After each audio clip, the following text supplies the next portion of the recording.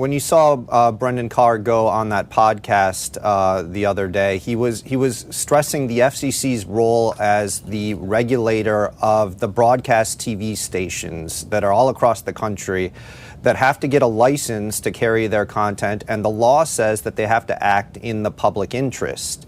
And Brendan Carr has been taking a very aggressive approach to the meaning of what is in the public interest. We have a long history of under that provision of the law. It goes back to Nixon, the Reagan era. Historically, the FCC used to look at whether broadcasters were being fair or not, and whether they were being balanced. They've largely gotten out of that business. Brendan Carr seems to be reinvigorating the push to get into broadcast content decisions that, and so this was a threat to Disney, that this is potentially a distortion of the news by broadcasting these comments on Jimmy Kimmel's show. That sort of triggered action, first from smaller companies, Nexstar and Sinclair, and then Disney followed along. So I know you mentioned that the FCC likely couldn't have found a news distortion violation by Disney or any of the other broadcasters based specifically on Kimmel's comments. Do you mind expanding a bit there?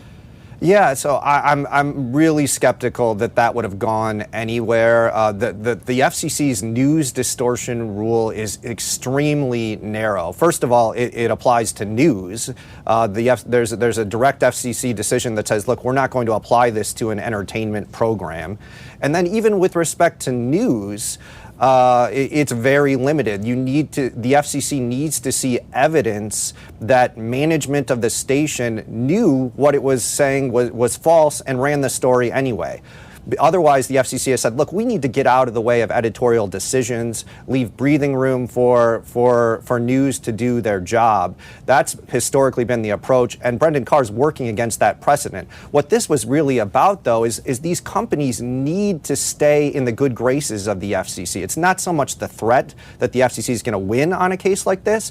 These companies need the FCC to finish a couple rulemakings that are deregulating the whole sector. And so if the FCC asks them to do something, they have a strong incentive to do it because they want other actions from this FCC that will help their business. Does that partially explain to some degree the actions from Nexstar, which is one of the largest owners of TV stations in the country, and they have a pending acquisition of Tegna, which is a TV broadcasting company. That's in front of the FCC right now.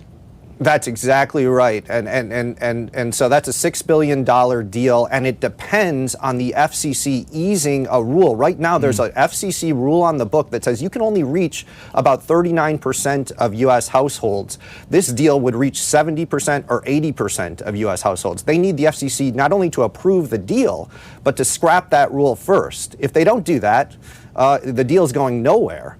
And so when Brendan Carr goes on this podcast and says, local stations, would you please do this? You saw an almost immediate response from Nexstar and Sinclair, followed by a thank you from Brendan Carr.